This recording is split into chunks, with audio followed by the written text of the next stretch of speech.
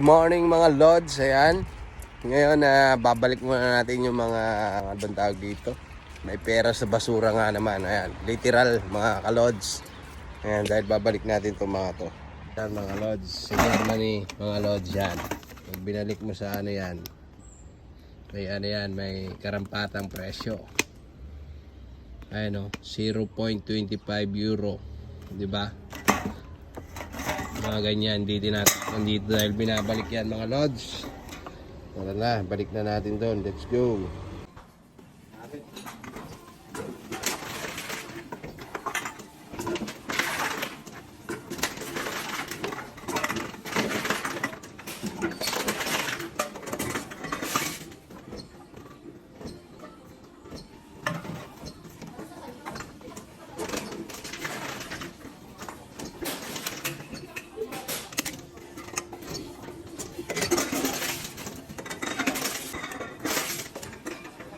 Alright, Lods.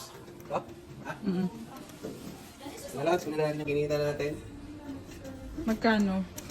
Ayan, umabot tayo ng 3.25 euro. Parang nasa 90, 200. Ayan, 190 pesos in Pinas, guys. Ayan. Kaya literal na may pera sa basura. Let's go!